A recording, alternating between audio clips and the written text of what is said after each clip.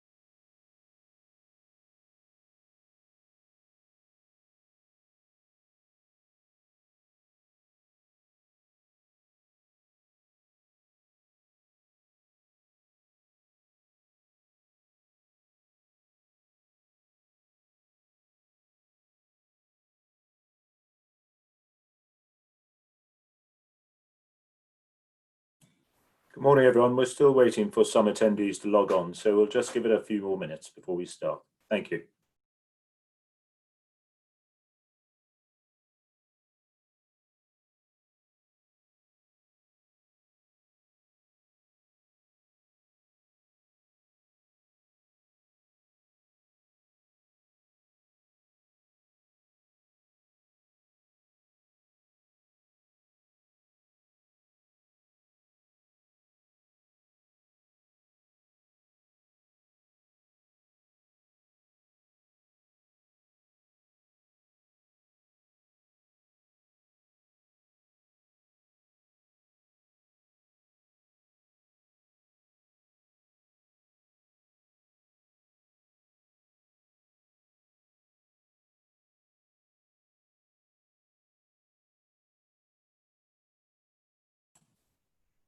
Morning, everyone. We'll just give it a couple more minutes. Thank you.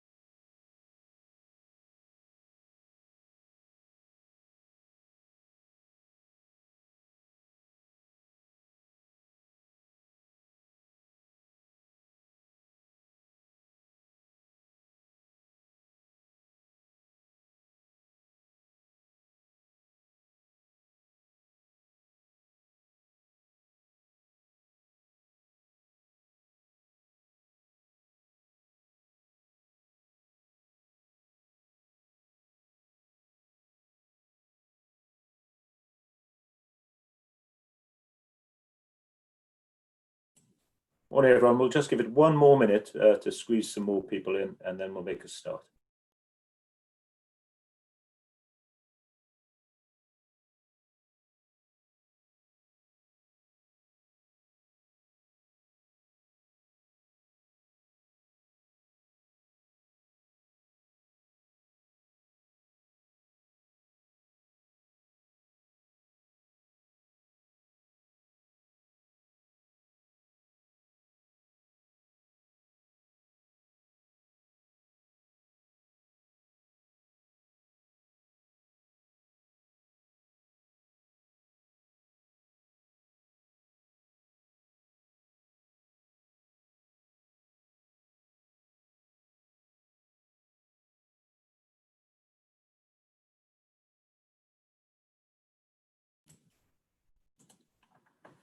Okay, we'll make a start. Hello, everyone, and thank you for joining this. I think it's the fourth of our Wednesday webinars. It's amazing how time flies when you're locked down.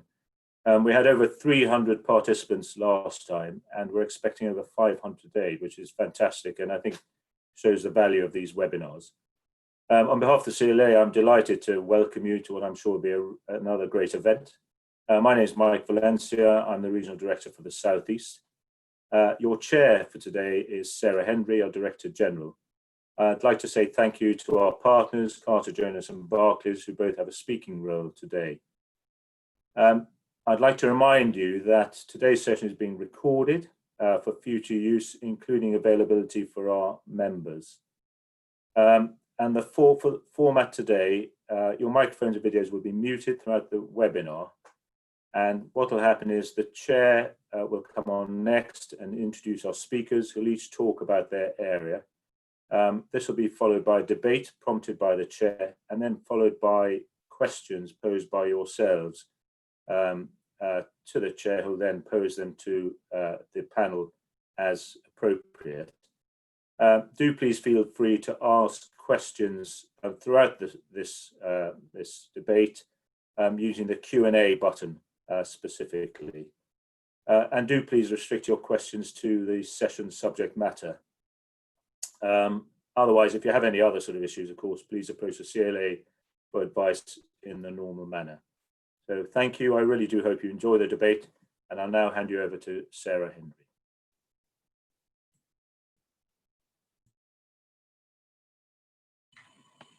Good morning, everybody, and a very warm welcome to this debate.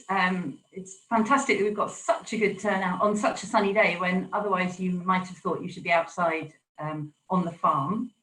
We're going to kick off now. I'm going to just share my screen.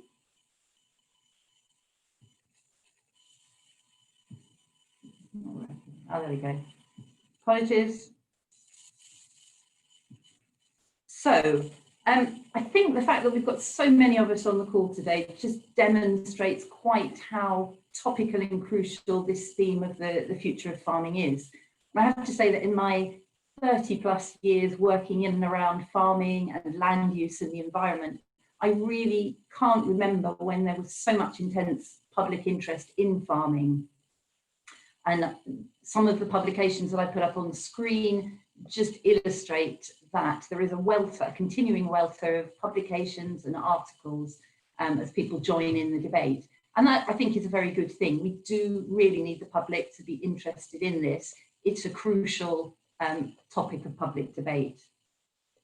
And it's very important, I think, that we, the CLA and the government, are not distracted from the important long-term development of the vision and the framework for future farming, despite everything else that's going on at this time.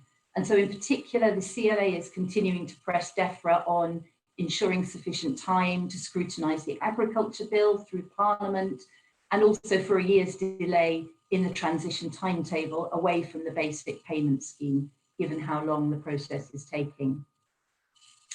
So we have a great panel here to talk to you this morning with a real spread of expertise and experience. And you can see their biographies here. And I'll just introduce them for anybody who can't see the slide or can't read the slide. And I'll do that in the order that they will be speaking. So starting with Susan Twining, my colleague, who is the Chief Land Use Policy Advisor for the CLA. She leads the CLA's work on farming and the environment. And Susan was previously head of the Sustainable Food and Farming business at ADAS UK. She'll be followed by Oliver McIntyre, who's the National Agricultural Strategy Director at Barclays, having grown up on the family farm and spent 16 years before joining Barclays in hands-on farming and farm business advice. Then we have Tom Morrison. Tom and his wife are pasture for life beef farmers, and I'm sure Tom will explain that to you. But before that, he spent 45 years travelling the world, working on agriculture and rural development in more than 40 countries. So he has a real breadth of experience. Tim Thorpe is the Campaigns and Policy Officer at the Vegan Society. His background is in conservation and environmental science, and he leads the Vegan Society's Grow Green campaign, which is calling for a transition to sustainable plant-based agriculture. We've then got Robert Crook, who's a chartered agricultural and mechanical engineer. He's a member of the Agriculture and Food team at Innovate UK. That's the government body charged with accelerating growth through business innovation, and his role is innovation lead for agriculture engineering. And then last, but absolutely not least, we have Mark Charter. Mark's a partner at Carter Jonas, and he's head of estate management, leading the rural team who advise clients on managing their land. His role ranges from providing strategic direction to detailed advice on occupation, ownership and stewardship of farms, estates and land holdings. So I will come back to the screen. We're going to start with a brief presentation from each of the panelists who will give their take on farming in 2050. And then, as Michael said, I'll chair a debate between the panelists on some of the key themes that have come out of that.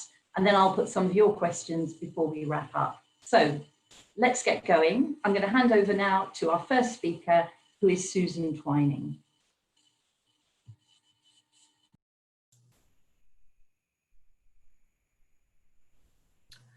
Thank you. I'm just getting the screen share going.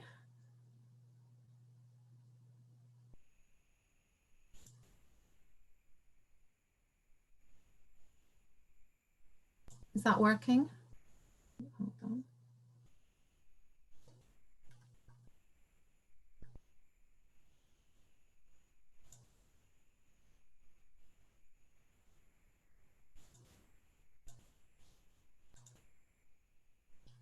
Has the screen shared? Because it seems to, there we go.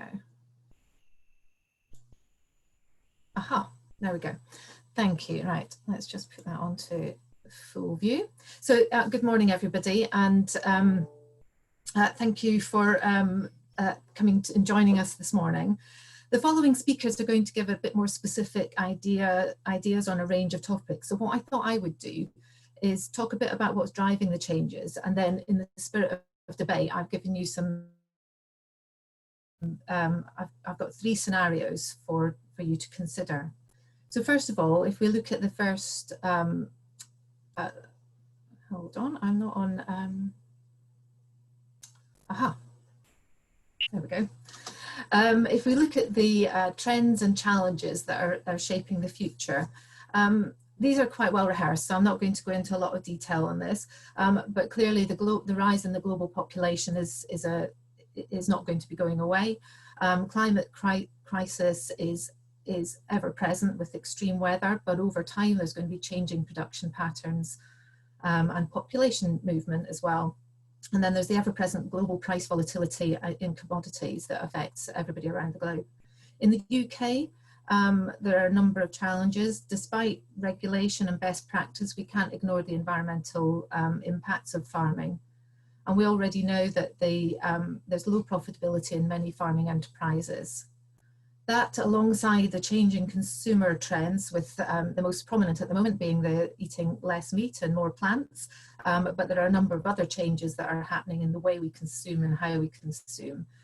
But it's not all doom and gloom. There are opportunities, particularly around technology and the way we farm, around with robotics and developments in artificial intelligence. In policy, it has never been busier, as Sarah has said. Leaving the EU has opened up a fundamental rethink of how and why farming is supported. We're expecting the Agriculture Bill and the Environment Bill to get royal assent this year, and they're paving the way for new agriculture policy and environmental targets that will shape the way we use land in future years. The Climate Act and its amendment in 2019 for the net zero economy by 2050 is the only current legislative driver, but it is a prominent drive in many of the policies that we're seeing.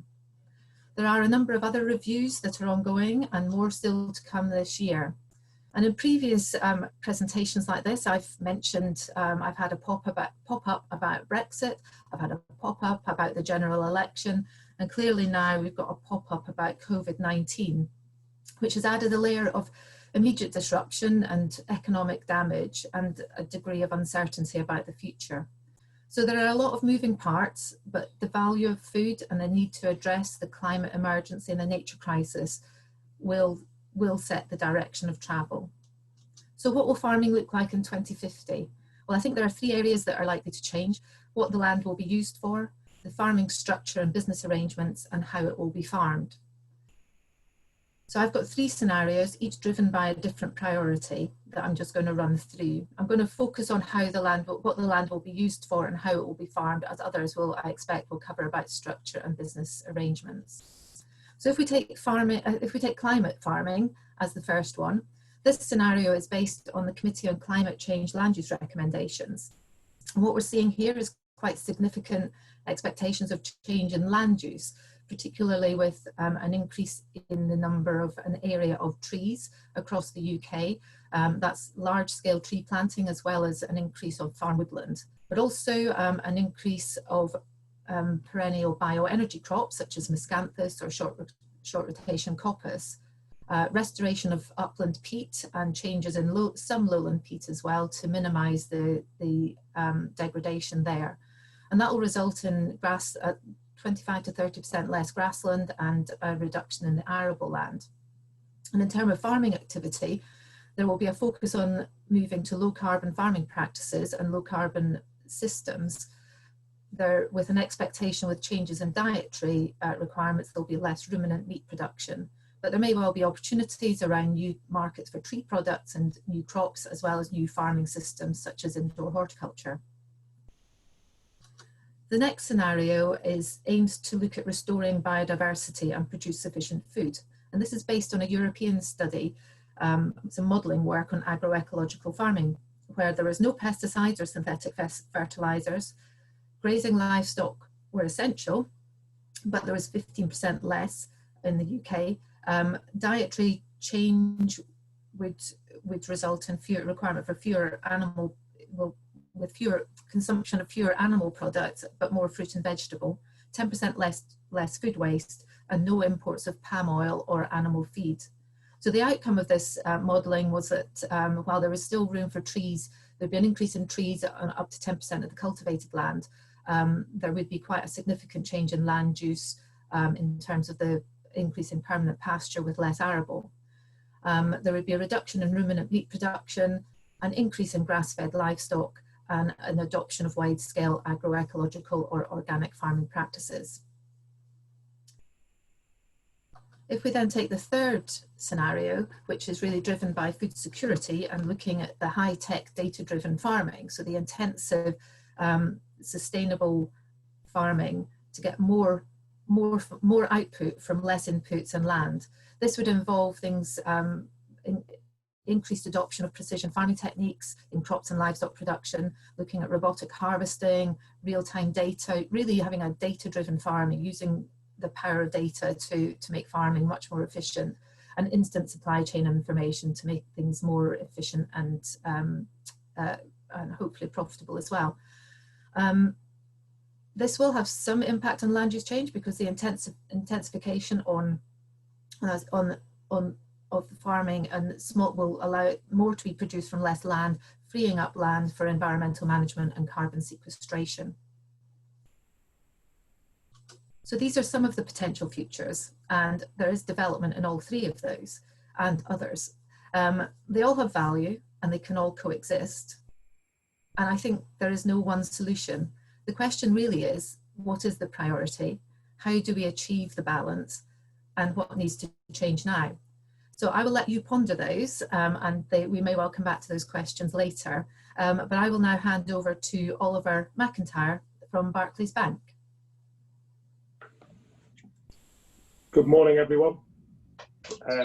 Thank you for joining us all. I am somewhat reliant on Michael operating my slides. So when his screen is ready, I can make a start.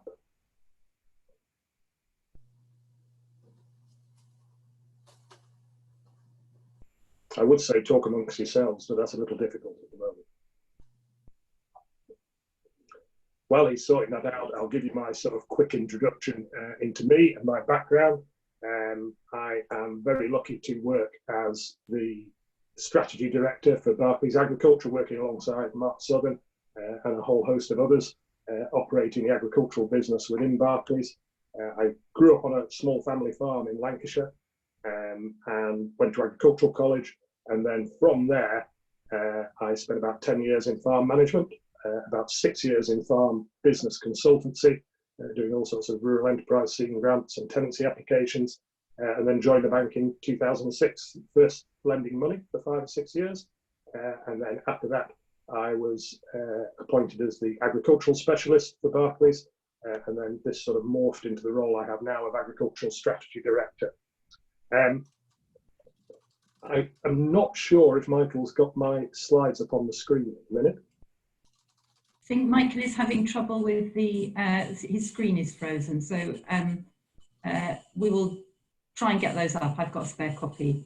Carry on. Okay, I'll carry on talking. So slide 2 was very simple. It was just a sort of projection, a little cheap really. If we're looking at agriculture for the next 30 years, we kind of know what the next 8 years holds for us as we move from common agricultural policy and the EU to a domestic agricultural policy. I don't think there's too many surprises there, and I'm not going to dwell on it because I think this is the purpose of today is to have a discussion about where it's going to be in 30 years, not the next 8. We've now got to the critical point where I could do with my slides for slide 3. Otherwise, nothing I say is going to make sense.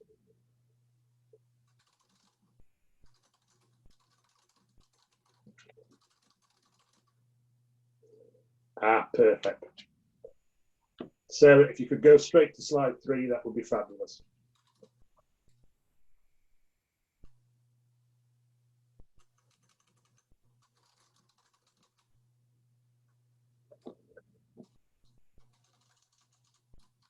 The previous slide, that's the one before that would be perfect. Thank you. That's the one.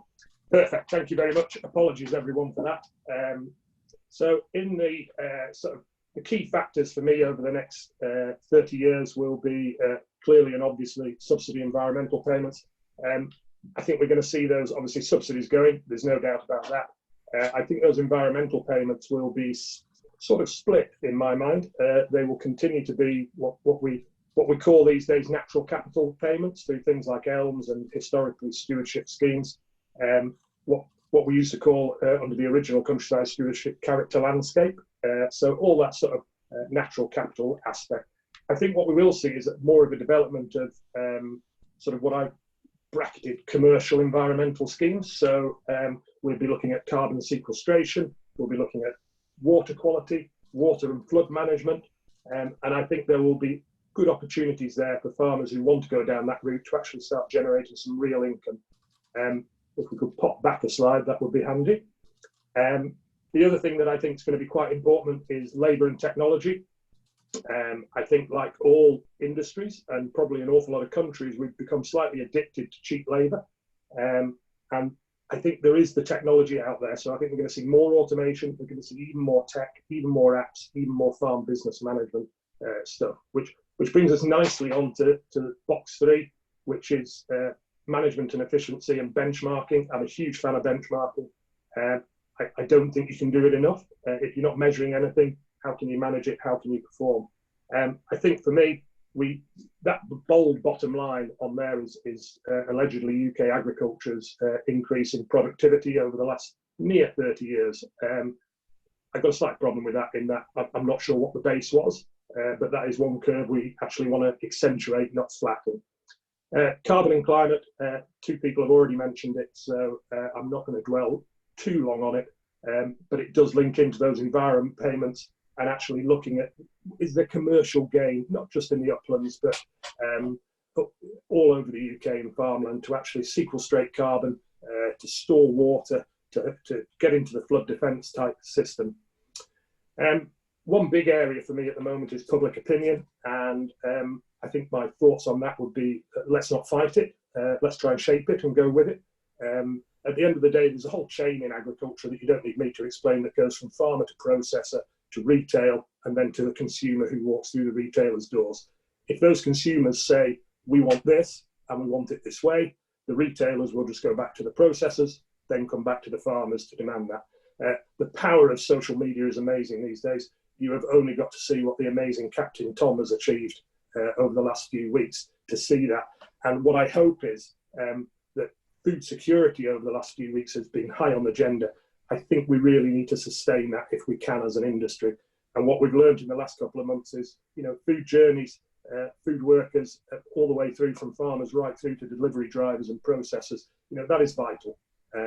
Holiday travel, amenity travel is considered non-vital in this environment. So we really need to sort of really push that message home.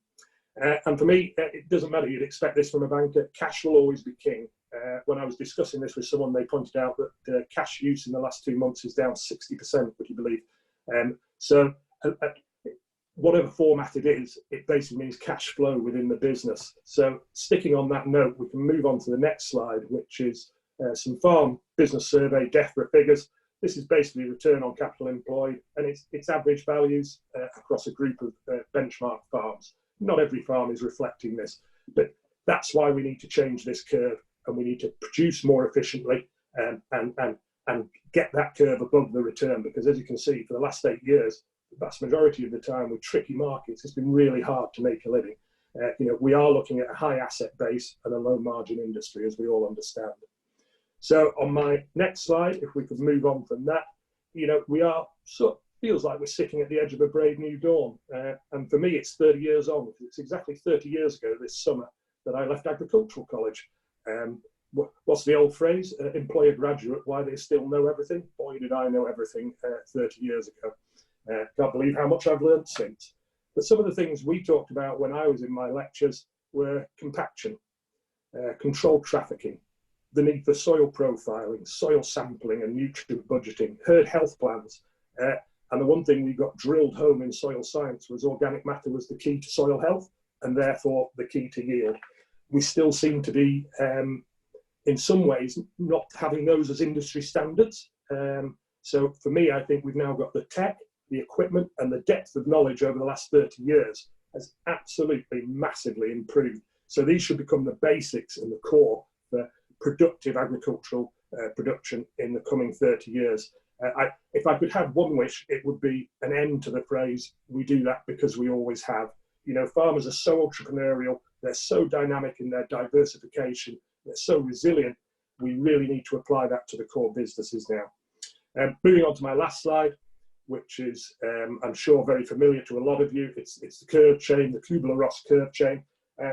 It doesn't matter whether it's legislation. To be honest, it doesn't matter whether it's the current environment we're all trying to deal with, or whether it's technology and getting to grips with that, or benchmarking and recording. The longer we spend in that shock, denial, anger and frustration and depression, the longer it takes us to get to experiment, decision and integration. And for me, as a banker and a business, someone who's spent 20 odd years analysing farming businesses, you know, getting to that integration is actually viability. And if you can do that ahead of the crowd, you'll be even more viable. That concludes my presentation. All I've got left to do now is to hand over to Tom. Thank you, Oliver. And I understand that my slides are ready, aren't I lucky? I have 3 points. First, 2050, why not 2025? Let me explain. On our farm, we have a field called Plough Hill. It's so steep, I can ski on it. It'll come up in a moment, I think. There it is. In 1939, the Buckinghamshire War Agricultural Executive Committee, or WARAG, ordered it to be ploughed. The then farmers said it couldn't be done. The WARAG said, you must, there's a war on. So the farmer started ploughing, and later his wife took over. The tractor ran away with her, she leapt off and survived. The WARAG said, keep calm and carry on. It's an emergency. So they did, and the field has been called Plough Hill ever since. With the help of the WARAGs, British farmers increased arable land by 1.7 million acres, or nearly 20%, between 1939 and the spring of 1940. That's one season. In the remaining 4 years of the war, Britain more than doubled its arable land. Well, it was an emergency then, and it's an emergency now, isn't it? The difference is that then we were ploughing up grassland, drawing down on the nation's capital, soil fertility, and releasing carbon in the process. Today, soil fertility and soil carbon are at an all-time low, And 75 years after World War II, isn't it about time to start building it back up again? And if so, how can we do it? First, a bit about me. My wife Fiona and I started farming 11 years ago. We produce beef, and I was one of the first 10 members of the Pasture for Life Association, the PFLA. Now the growing membership approaches 600. At our AGM, the slides don't seem to be going on. There we are. At our AGM 3 years ago, George Eustace, Secretary of State at DEFRA, said that the PFLA and what it stands for is part of the future of British farming. I don't have time to expand. Suffice it to say, our farm is profitable, sustainable, regenerative, better for the environment, better for the consumer, with contented cows and this contented farmer. Thanks to the PFLA for all of that. Before farming, I spent 45 years in international agriculture, working for the major international development agencies in over 40 countries. I have time to mention just one. For those of you who think that we agricultural scientists exaggerate the potential fragility of farming, you possibly don't know about the North Korean famine of the late 1990s. I spent almost a year in North Korea, accumulated over 13 visits, and I worked in 8 of the 9 provinces. The famine killed 3 million out of a population of 21 million.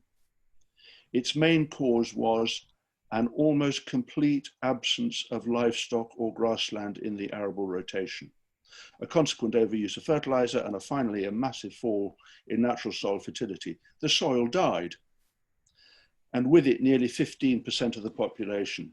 Without massive emergency food imports, it would have been an awful lot more.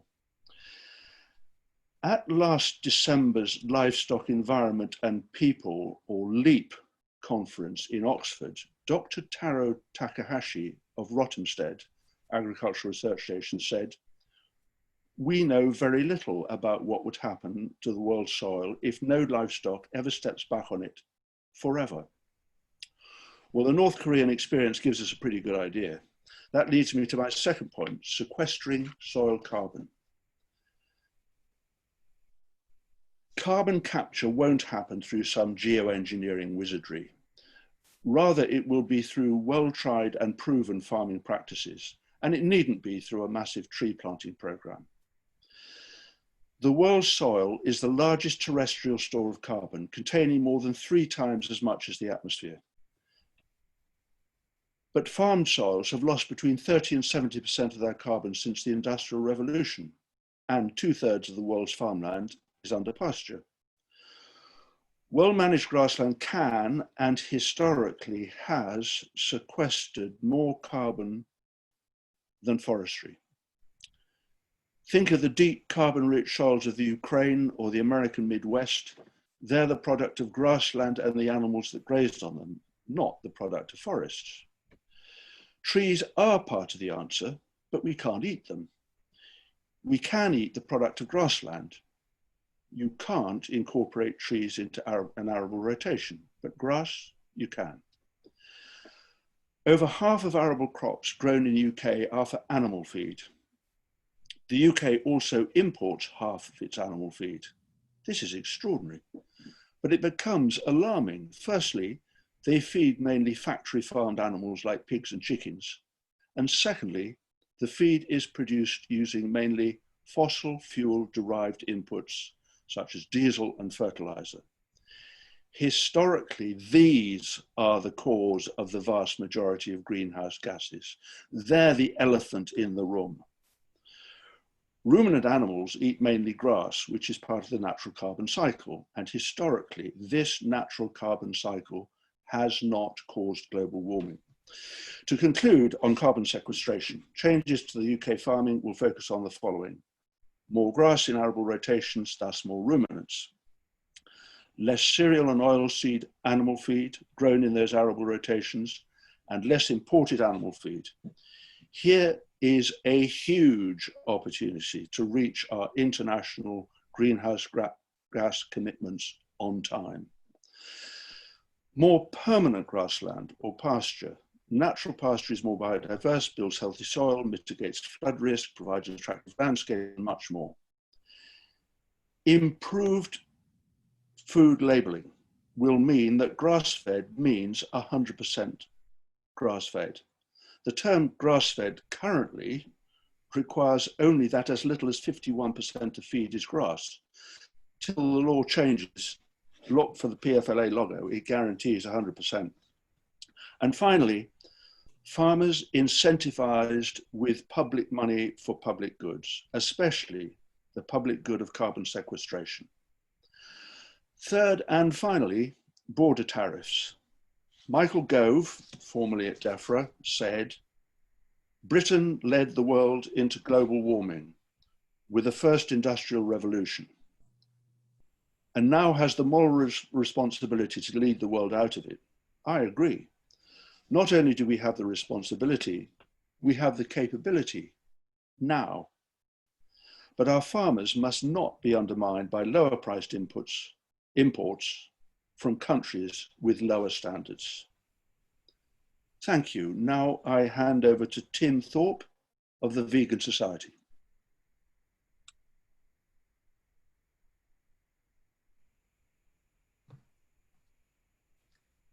Thank you very much, Tom. I will share my screen with you all now.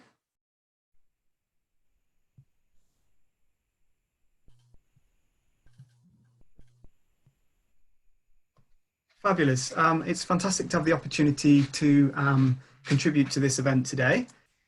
I think to some extent I'm here to offer a challenge to the livestock farming sector, or at least to highlight some challenges which are fast approaching.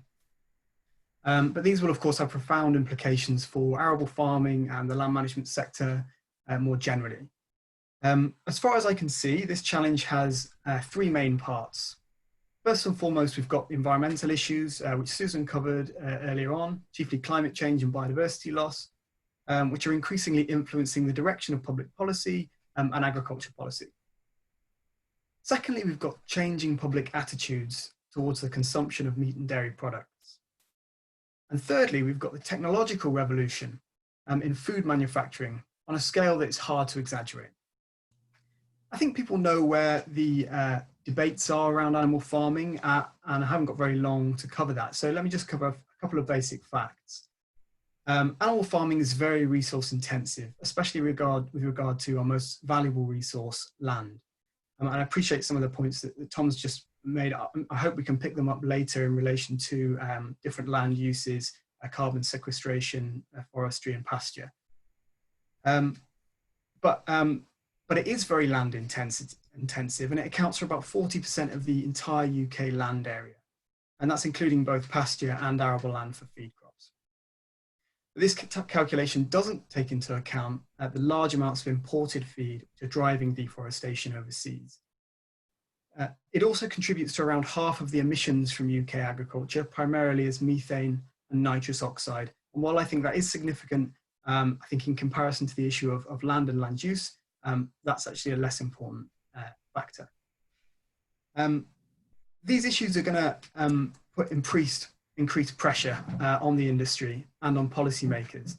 And we can already see that the Committee on Climate Change has advised reductions in red meat consumption particularly should be an important part of the UK's climate change strategy. I would argue that reductions in animal agriculture more generally would be a more kind of rounded approach.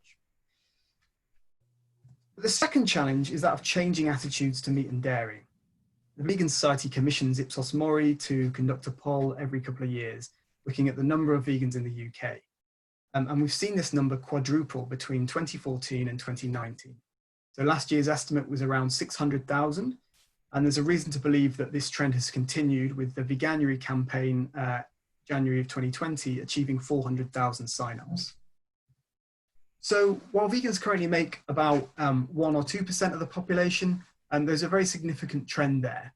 A report on the future of food published last year by Sainsbury's concluded that vegetarians, including vegans, would make up about a quarter of British consumers by 2025. Alongside this, we've seen the explosion in new plant-based products, and I think 2018 will be seen as a turning point for these, almost as if we reached a threshold in demand, which triggered a significant response from industry. In 2019, a quarter of new products released were labelled vegan, and plant-based milk has seen the most significant impact of all. According to the consumer research company Mintel, 1 in 4 Brits bought plant-based milk alternatives in the first few months of 2019. But while these trends pose a serious potential challenge to animal farming, a more fundamental challenge is actually coming from the innovation in food manufacturing technologies. Earlier in the year, a report published by the think tank RethinkX, which looked at disruptive technological innovations, came to some astonishing conclusions. And I think it's worth me giving you this quote from the report in full. So we're on the cusp of the deepest, fastest, most consequential disruption in food and agricultural production since the first domestication of plants and animals 10,000 years ago. This is primarily a protein disruption. With the cost of proteins will be 5 times cheaper by 2030 and 10 times cheaper by 2035 than existing animal products, before ultimately approaching the cost of sugar. They will be superior in every key attribute, more nutritious, healthier, better tasting, and more convenient, with almost unimaginable variety. This means that by 2030, modern food products will be higher quality and cost less than half as much to produce as the animal-derived products they replace. So that quote was from a report called Rethinking Food in Agriculture from RethinkX. I encourage you to take a look at that if you're interested in those conclusions. But what do these technological innovations look like? So currently a lot of the replacements, meat replacements, depend on fractionation plants, where beans or peas are split into their protein and carbohydrate parts, and they use it to manufacture food products. But one trend that's really noticeable if you're vegan is the sudden prevalence of pea protein, which has the potential to challenge the soybean as the kind of primary source of protein in these products. And the UK is missing a trick here. I think the UK should be growing these peas and we should be processing them here as well. Groups of farms could even be investing in fractionation plants to get ahead of this trend and keep more of the value from those products on British farms. But increasingly, we're going to start to see even more technology-driven products, such as cultured meat, grown from cells, or products of fermentation processes, such as soline, which is a sort of very high protein flour produced by a fermentation process. So I think it's reasonable to predict over the next decade that we're going to see a lot of the cheap meat in fast food restaurants and on supermarket shelves replaced with meat alternatives. And I think this should be embraced as a good thing, ultimately ending the larger scale, lower quality and low cost animal farming practices that are now widely seen as unethical and harmful. But it's also important to note that if things unfold as I've just described, and these manufactured products are likely to replace cheap or processed meat, not whole food products, which currently make up a significant portion of vegan diets. And I think they're going to remain popular despite this innovation in technology. So this is exemplified by the growing popularity of Hodmedod's in Suffolk, which is a company that works with a network of knowledgeable and passionate farmers to supply organic pulses and grains directly to consumers. So I'll finish now just by saying that these changing consumer habits and changing public priorities are as much of an opportunity as they are a risk. And that with the right public support, there's no reason why rural businesses can't thrive in this new environment if they're ready to adapt. So thank you, and I'll now hand over to Robert Crook from Innovate UK.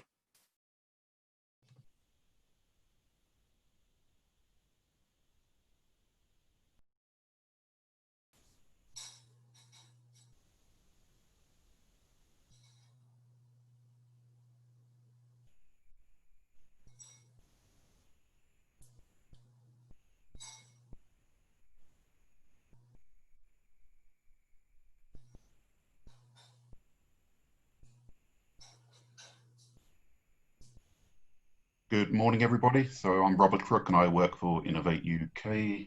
Oh, why is that not working?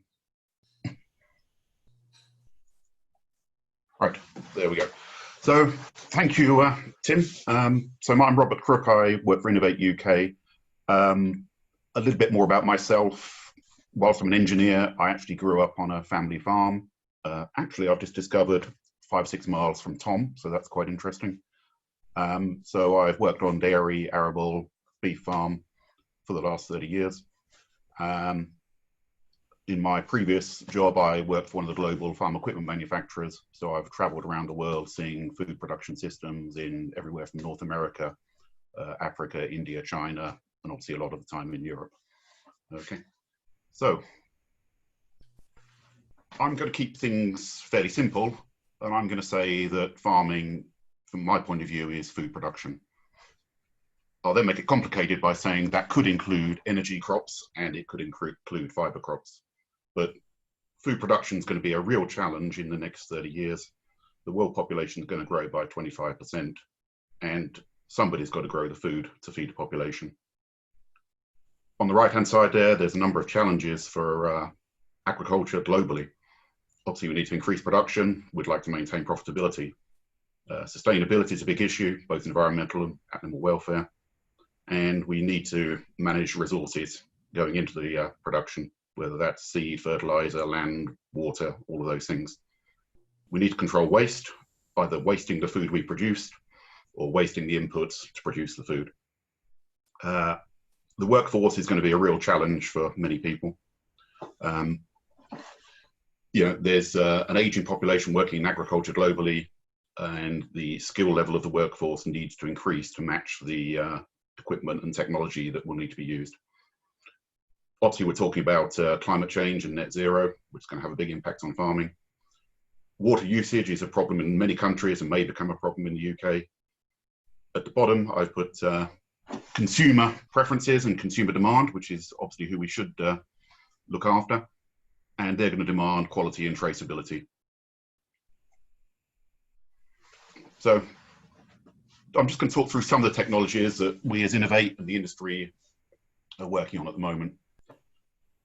I could have called this slide precision farming, but if you go onto farm and say, you're doing precision farming, what is it? You get different stories. You get, well, I've got GPS guidance on my machines. I've got yield maps. We're doing variable rate fertilizer and seed rates. If you go back, it's still happening now, but for a very long time, people have measured milk yields and adjusted the rations accordingly.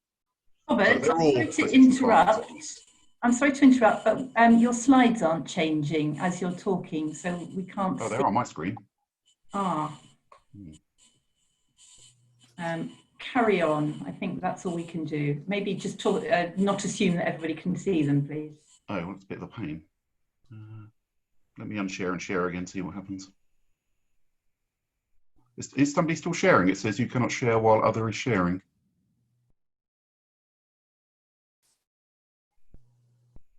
Did you stop sharing, Tim? Yeah, I think so. My screen's not sharing, I don't think. Okay. Robert, if you enable your editing and then go back into the full screen, the presentation mode, would be fine.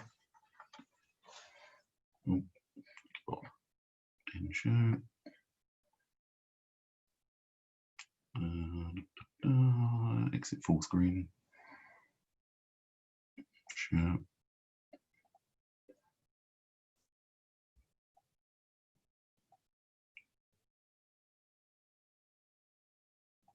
Enable editing.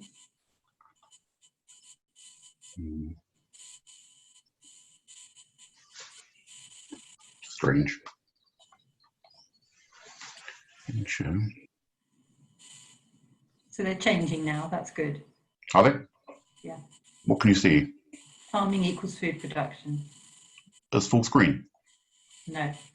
Oh. But we can see them. Okay.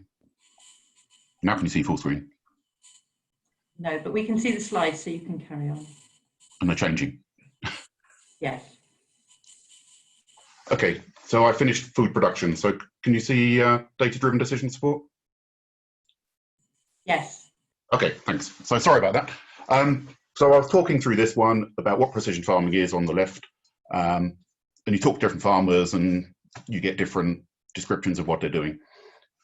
To me, to us, really what precision farming is, the cycle at the bottom. You want to monitor and measure what's happening in the field or with the livestock, understand what's happening, decide what you're going to do with that information, do it and start again. This is really what farmers have done for, I'll say, forever. You know, you go and look at your crops, you go and look at your stock, you try and understand what's happening, you do something about it, and then you go around the cycle again.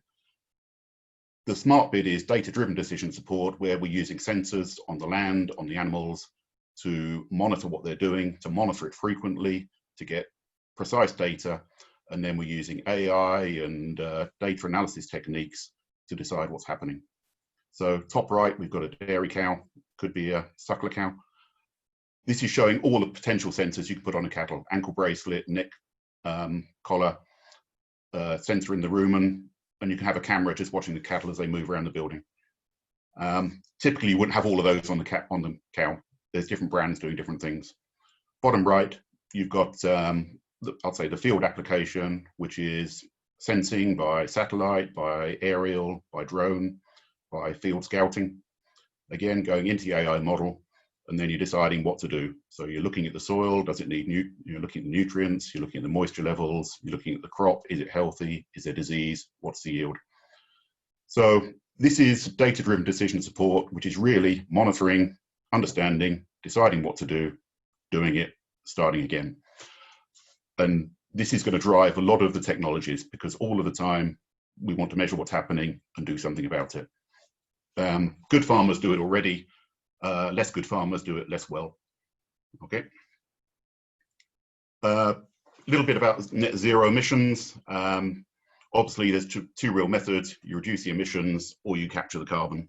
Next slide, please. Oh, has it not changed? God.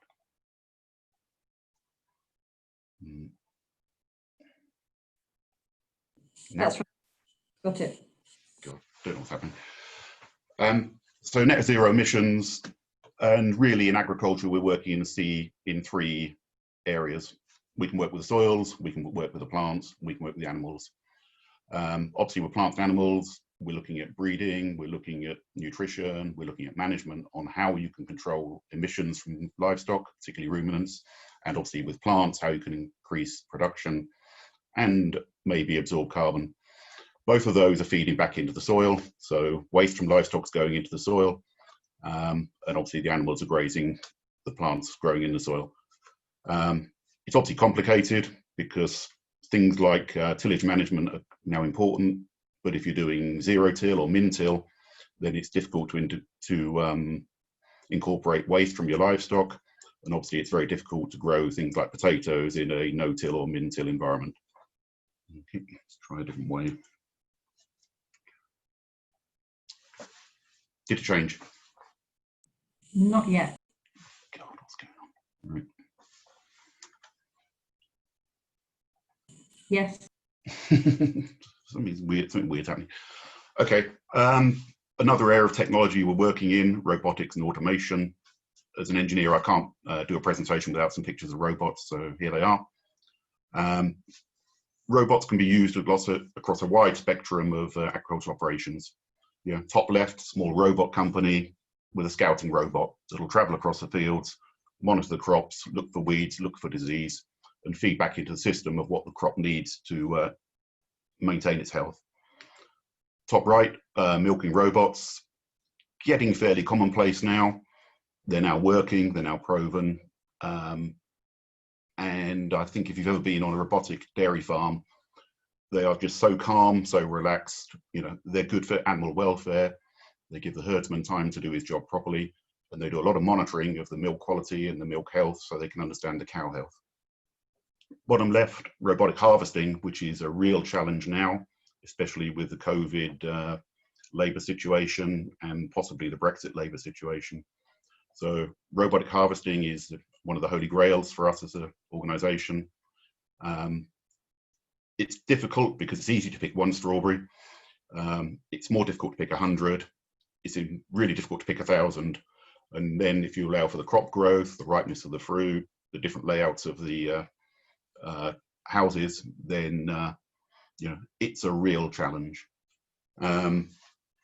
And then bottom right is hands-free hectare, which was run at Harper Adams and funded by Innovate. Again, this was to get machines operating autonomously in a field, working together and working by themselves. In all of robotics and automation, it's very easy to make things automatic. It's very difficult to make them intelligent and to understand what's going on around them. So the real challenge for fruit harvesting, for field operation, is the autonomous operation. Right, I'll do my trick now.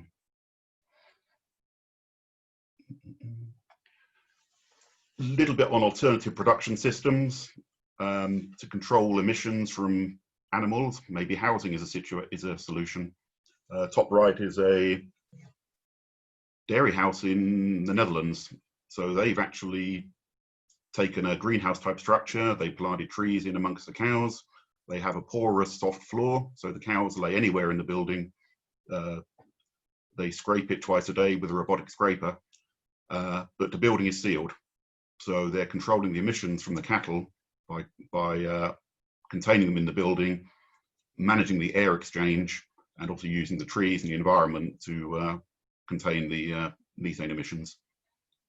Bottom right, controlled environment farming, vertical farming. Again, important growing area of technology. Lots of companies in North America, like Aero Farms, a lot of interest from places like Saudi Arabia to grow food within buildings. And then we've got companies like Jones Food Company up in Lincoln that are doing this for the specialist trade, linked with Ocado, so they match their production every day to the demand. A little about alternative meats. I think Tim covered this already, but we know they're there, and we know there may be growing demand for them. Alternative proteins, obviously, soybean production is going to max out in South America in the next sort of 10 to 15 years. So we need to look for alternative proteins. As Innovate, we are looking at peas, which Tim mentioned, and we've also looked at lupins as potential crops for the UK. In addition to that, there's things like insect-derived proteins and also algae-derived proteins.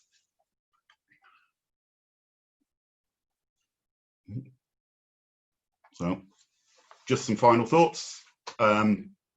We know that farming evolves and adapts to whatever's happening around it. So the tech we talk about today may be obsolete by 2050, and we know that something may come in 2030 that's better than anything we've seen. But things also go around in circles. So if we look at min-till and direct drilling, direct drilling was around when I was young, in the 70s and 80s. It disappeared in the 90s, where we probably went for max tillage, but now it's coming back in again. Technologies have to be applicable to a sector, but they can work in all sectors.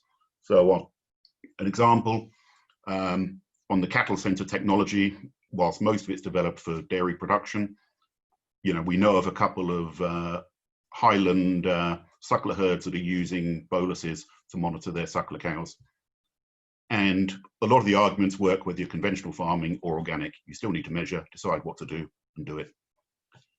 A big thing for the UK farming industry is public perception. I think a good message is that robots are good. And this is going to be important. You can say that robotic milking of cows is a bad thing and it's nasty and all those things. But if you've been onto a robotic dairy farm, they're the most relaxed, happy cows you ever see.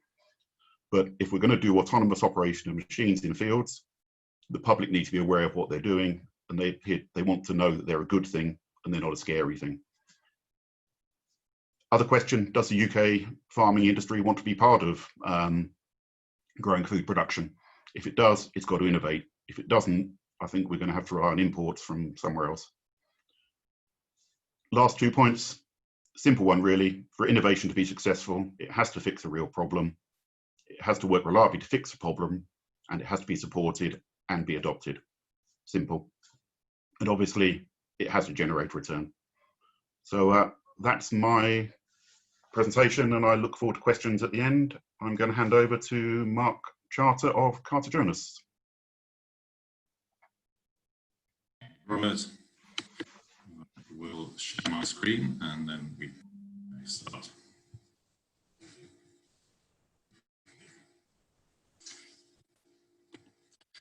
Okay. We are unashamedly pro-landowner and farmer, but we also believe that the industry is at a crossroads and is entering a time of huge change in the next 5 years that will massively impact both the business and the lifestyle of farming and land ownership for the 25 to 30 years to follow. The owners and occupiers of land will have to decide what they want to do and what is going to be the source of their income. We can expect that public support for food production, in its crudest sense, will not be a priority. If there is any public support or funding, it will be for areas that provide dividend to the public in another way. So, farmers will need to decide where do they want to get their income from. Is it food production? But will that be in the traditional sense of niche, high-end, artisanal produce, as we would describe it today, or the industrial style farming of cheaper food for the masses, and most likely the increased development of concrete yards for factory and vertical farm enterprises? Or will it be landscape maintenance and the provision of leisure facilities, or providing land for environmental gains or carbon sequestration? This trend is starting and it will continue and could potentially be the primary source of income and the primary use of land, i.e. countryside, as opposed to farmsteads or factories where farming may increasingly take place. More likely, you will do both, but in what ratio in 2050 compared to today? In my view, what we call diversification today is likely to be the mainstream tomorrow. 2050's diversification enterprise is actually likely to be farming, with leisure, rental income and environmental payments dominating the mainstream for many private landowners and farmers. Follow, don't fight is the maxim for 2020 to 2050. By saying follow, I'm not meaning we should be subservient to other forces, but saying we should be forthright in partnering with change in the market and be a driving force in the food and landscape industries, laying claim to our stake in the technology, the crops and the different farming and income sources that surely will come. Farming businesses will in the future be increasingly driven by market demand and consumption trends. Agriculture and its stakeholders must be in the driving seat of change, taking back control and creating collectively new opportunities, not ceding them to international conglomerates who, if we're not careful, will be the food producers of the future. The US trade deal is not all about chlorinated chicken or GM corn. We will have, I'm sure, to adjust a reduction in direct tax support and tax breaks, be that support payments or agricultural property relief. So therefore, we will have to adapt and change our business model and cost base accordingly. There will continue to be environmental change throughout the next 30 years, be that rainfall, temperature, extreme events. This will, though, give rise to opportunities for new, different crops. Taking a 30-year timeline, the crops we grow will evolve.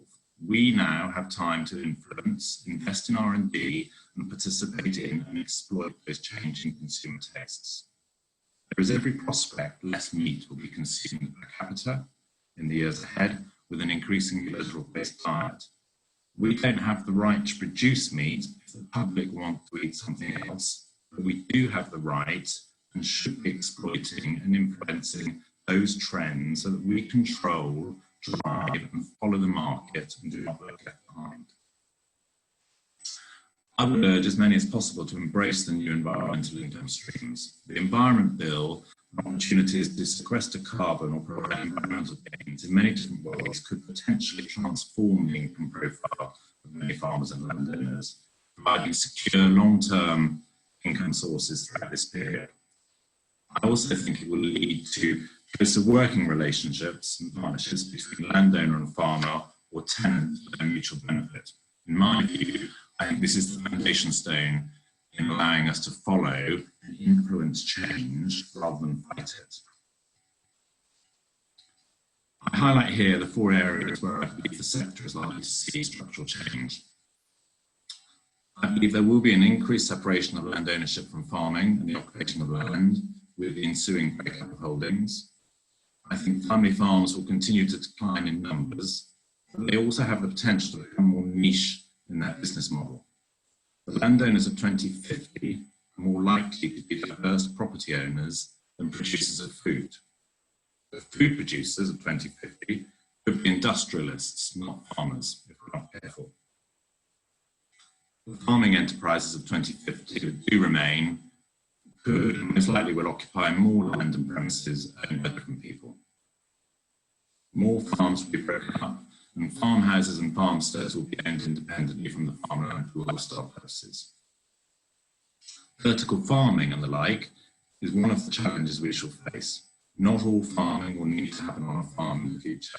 The challenge for us is to ensure that as much as possible does take place within our sphere of influence, or that we find those alternative income sources and exploit them to the max.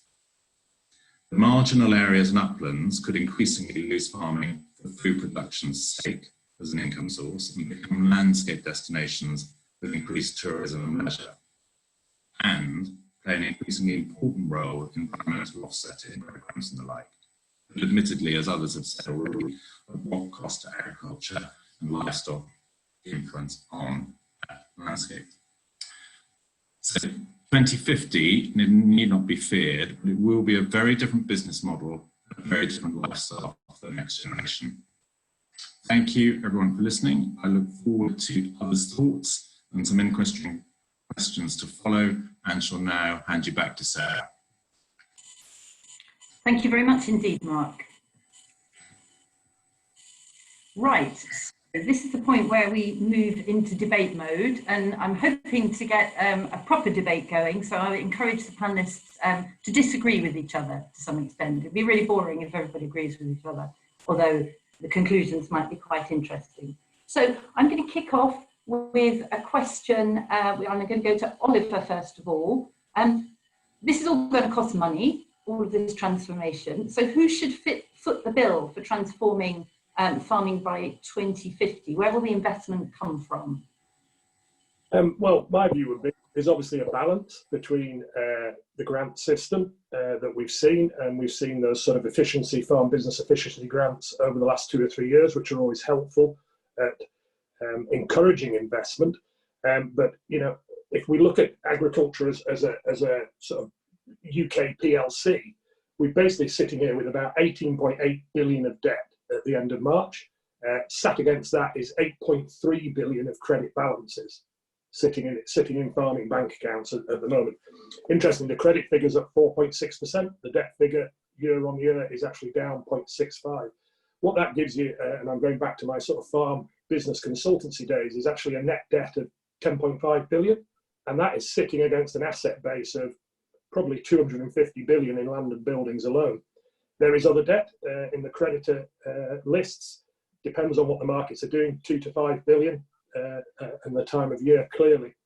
But the liquid assets of the industry across the UK, you know, the cattle, the tractors after HP, crops in store, usually value out at about 20 to 23 billion. So this is actually a really liquid sector with a huge asset base. It's only leveraged to 4.2%. There is great ability for farming businesses to go out there and borrow that money against their asset base, providing it's sustainable debt and it turns into a viable business for us as a bank, but also for our clients.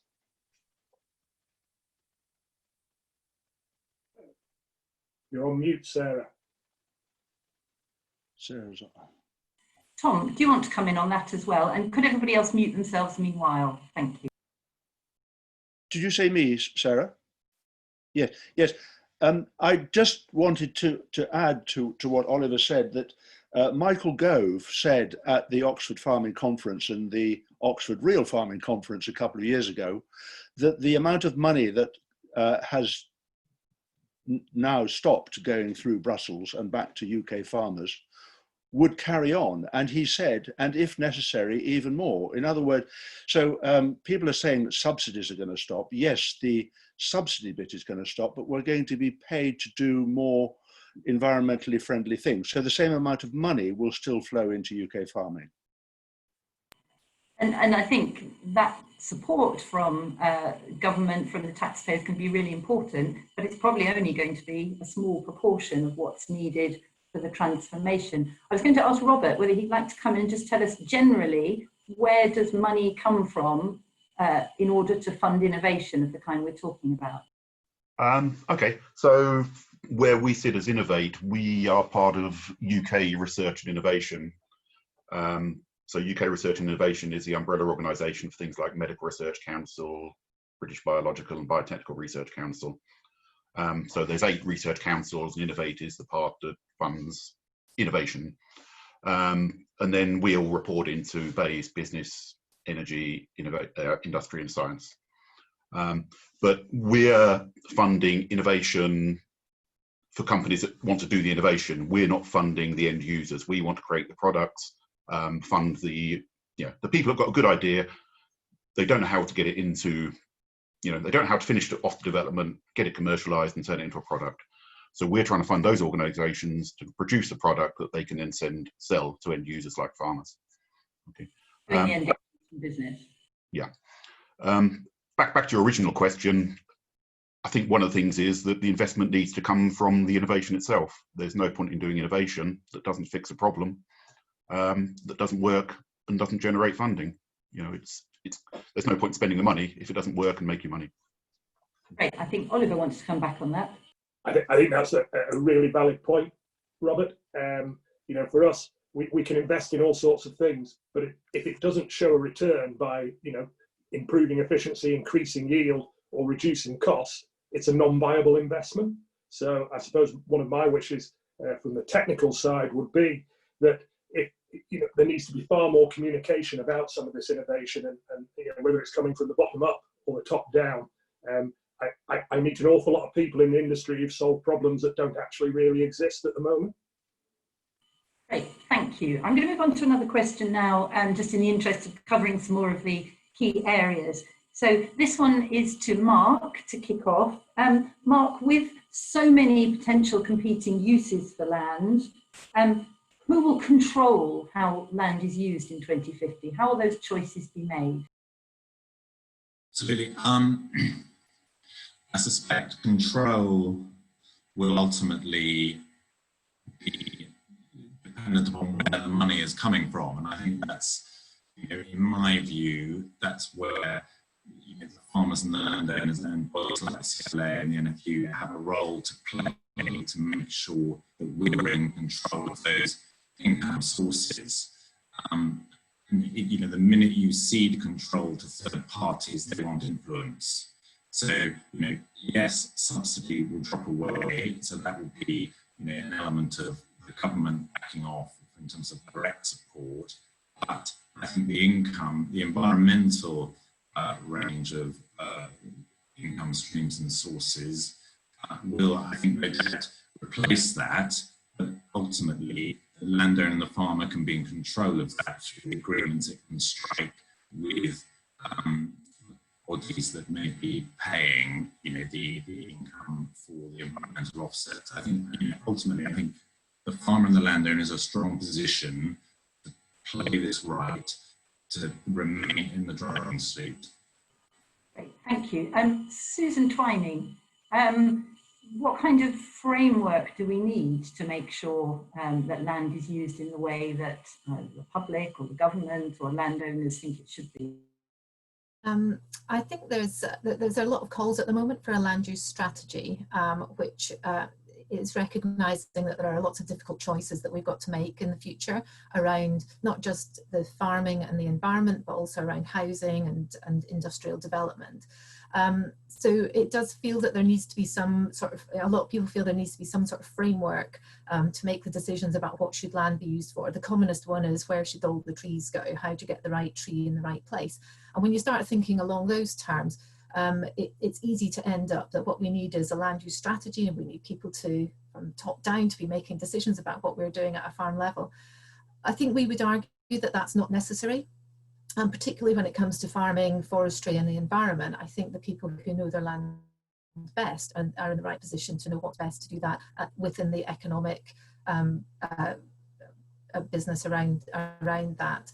I think there are issues around where the housing will go and where industrial development will go, and we've got a very good, although could be improved, planning system that helps to make some of those decisions, and similarly with some of the big infrastructure questions. So I think we need to be teasing out whether this is about land use or whether it's about specific problems and we don't want to create a system that fixes problems that aren't there. And I think when it comes, as I've said, with land use, it's particularly down to the landowner and the farmers to make those decisions. Do you want to disagree with that or add a comment? Tim, I don't know whether that's something that you think about when you think about how land should be used and what it should be used for. Well, on the question of a land use kind of strategy, or whether it should be down to individual farmers and landowners, I don't necessarily have a particular view. As long as it's something that works, and we're not kind of using that notion just to avoid making quick decisions in the time scale they need to be made. Yeah, I mean, one interesting idea that I came across is this idea of different kind of regional strategies, whereby there might be certain areas of the country where there could be more intervention, and you could take a more strategic view about about what land use is appropriate in what place, but in specific geographical areas, almost an expanded understanding of kind of like national parks we already have. But yeah. Thank you. I'm going to give the microphone actually back to you, Tim, because I suspect that one of the questions people will be really interested to hear from you on is it realistic to believe that people can be persuaded to change radically their diets? And personally, the idea of laboratory produced protein doesn't appeal to me at all. But what's your answer to that? Yeah, I think in a sense that I'll kind of flip the question on the head and say, is it realistic to believe that diet, unlike most other aspects of our life, is somehow going to be immune or insulated from this kind of manufacturing technology innovation? So my simple answer to the question is it realistic? Is yes. I don't think people will see it as lab-produced protein in the future with the kind of Frankenstein imagery that has at the moment. I think it will be more seen as just a food technology, and I think things only feel radical to people until people have tried them, at which point they just become food. Yeah, the other thing I think it's worth pointing out is that when these products are better understood and when they're cheaper than animal-derived alternatives, it won't be me persuading people to try them. It's going to be the advertising departments of large food manufacturing companies. So I think that's the context that we need to look at it in. But finally, I would just say that in my view, these things aren't necessarily going to go in and replace either vegan or non-vegan kind of premium whole food products. So perhaps the products that Tom produces, as far as I can see, aren't going to be the first that are kind of in direct competition with these food manufacturing technologies. But nor will the whole food products that make up a large part of my diet. So high quality beans and pulses and peas and vegetables. Great. So Tom, you wanted to come in on that. Yes, one of our PFLA members has just texted me to say that the Hodney Dodds farmers that Tim mentioned, most of them have livestock in their rotation. Yes, they produce a product that is sold to the vegans. And the late Peter Melchett, the head of the Soil Association, who was a vegetarian, he said, I'm a vegetarian, but I can't farm on my Norfolk farm without livestock in the rotation. So I think, as Tim is sort of suggesting, a combination of less meat but better meat and vegan would be a wonderful diet. I had lived in Italy for 15 years and we had a wonderful vegetable dominant diet there, but my golly, did we like our steaks when we had got to them too. Thank you. One last question before we move over to taking questions from the audience. Susan, there's a tendency, I think, to promote kind of magic bullet solutions to issues like climate change and say, well, the answer's trees, or the answer's to stop eating meat. How do we get a better, more nuanced and balanced debate?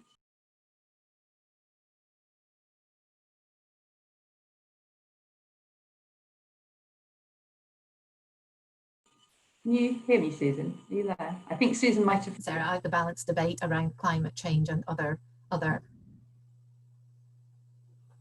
Sorry, you were on mute there. Go ahead, Susan, you froze for a moment. Start again. Okay, sorry. So I think in terms of the debate around climate change, the CLA has produced a rather good fact sheet on the issues, and there's some really interesting debate points that we haven't shied away from. You know, is grass-fed better than grain-fed livestock?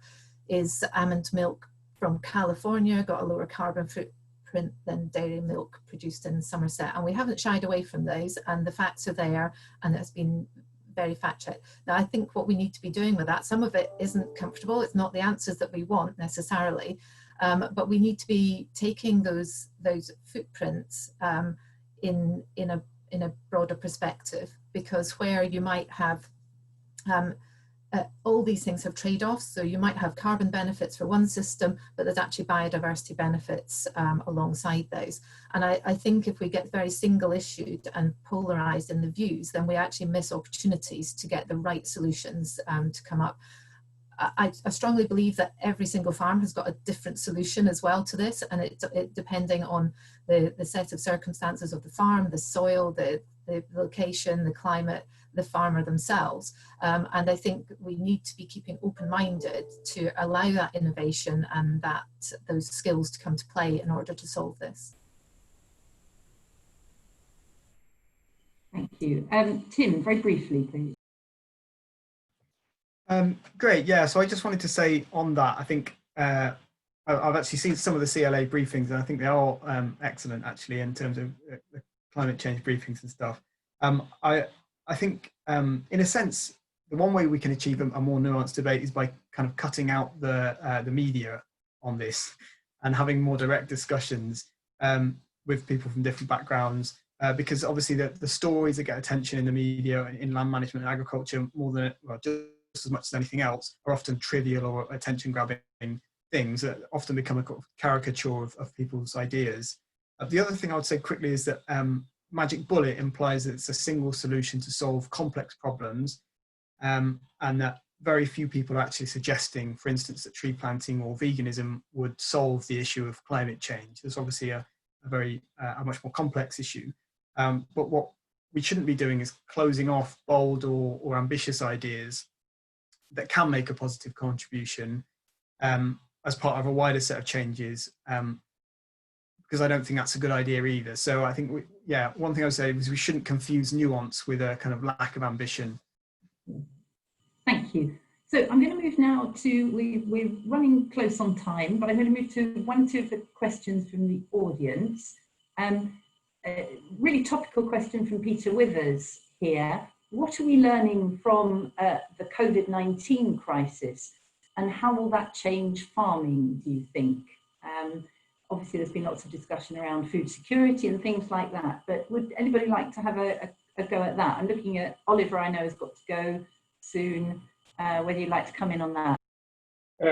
I can. On a personal note, what I'm learning from the current crisis is always read the returns policy when buying online. That would be my top tip. I think on a more serious point, I mentioned it in my slides, you know, food security. Honest answer, I never thought I'd live in a country in the UK where I walked into a supermarket and the shelves were bare. That's scary. I was quite unnerved by that, and I think an awful lot of people will. And I think I mentioned in my presentation, we've got to keep that really high up the agenda. All the farming organisations, ourselves included, we've got to keep that fact on the agenda. As I said, you know, holidays are vital. We all need them. We all like a breakaway, whether it's 2 days, whether it's 2 weeks, whatever it is. But in fact, without food and water, everything else becomes irrelevant. Thank you. Anybody else on that one? Tom? Thank you, Sarah. Yes, what we found in the PFLA is that online sales of boxed meat sent by courier have gone through the roof. And my wife has been going out and buying local at the end of farmers' drives. You know, short supply chains are coming back, local is coming back, and I think that's what COVID-19 has demonstrated for us. Thank you. And Mark? Yeah, very similar to Tom, really. I was going to say, you know, it's been interesting how we've seen the shift in our area to more people buying more from their local farm shops than before, but it does highlight the sort of disparity between the availability of expensive food and what has been the shortage in the supermarkets of cheaper food. And I think, you know, there is a lesson to be learned there for the future, I suspect. Well said, yeah. Thank you. Question from Alan Woods around collaboration. So what policy mechanisms do the panel think that we can deploy that will get land managers to collaborate more, for example, on equipment data, infrastructure, and to bring out the best possible solutions for biodiversity, carbon storage, water management, and so on? So it's a question about collaboration. Anyone like to answer? Susan? Yeah, I'll just take that one. We, interestingly, there was a commitment some time ago from the current Secretary of State, George Eustice, for a collaboration fund, which staggered along through Brexit and eventually died a death at the general election. But the thinking behind that was actually good, and what it was going to be providing was a programme of funding primarily for advice, not primarily for advice. A significant part of that was advice. It's about getting people together to understand what collaboration would mean and the business structures behind that, and the, you know, how you collaborate, what are the legal arrangements that you need, how can you work better together, and how do you structure that within a business, because that's often the barrier to actually making some of these things happen. So that's one area I think that could be developed. I think when we're actually looking through into environmental land management system that's coming through, there will be incentives for farmers to work together. So I think my one thing that I say at any meeting that I've got a chance is to get to know your neighbours and find ways to work well with them, because I think that will be the key to an awful lot of access to markets and funding in the future. Anyone else on that one? Mark? I suspect I made a generational thing there as well, in terms of, you know, as we work through the next 30 years and see a generational change, that sort of desire and ability to collaborate, you know, may become easier to achieve, but it's absolutely going to have to be the way forward in terms of for our farmers to sort of reduce their costs. You know, when you look at benchmarking, which Oliver was referring to, and we look at our own benchmarking and research, you know, to get yourselves into the upper quartile of returns, particularly on arable farming, I think will lead people to buying groups and sort of collaboration on machinery to reduce some of their cost base. Great. Any more on that one? I'm afraid we are running out of time to take any more questions if we're going to continue on time. However, we've got loads of interesting questions, and I do apologise that we haven't got more time to do that. So I hope that everybody would agree that it's been a really interesting set of presentations, thought-provoking, and to the extent that we've had time for a bit of debate and Q&A, that's been lively and quite robust as well. So I hope everybody has enjoyed spending time with us. I'd like to thank all of our panellists for battling, in some cases, the technology and keeping going and getting their points across. I'd like to thank once again our sponsors, Barclays and Carter Jonas, for their support.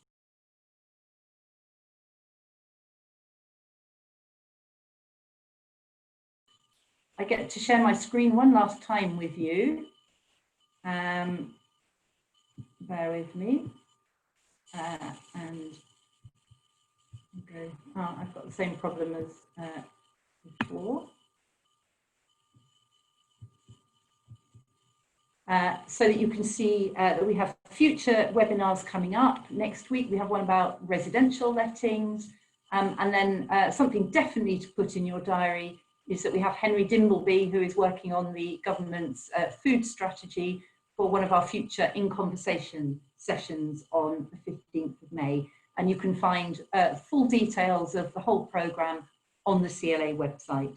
So thank you all very much for joining us. Goodbye and keep safe and well until the next time. Thank you. Thank you, Sarah. Thank you all. Thanks, everyone. Thank you.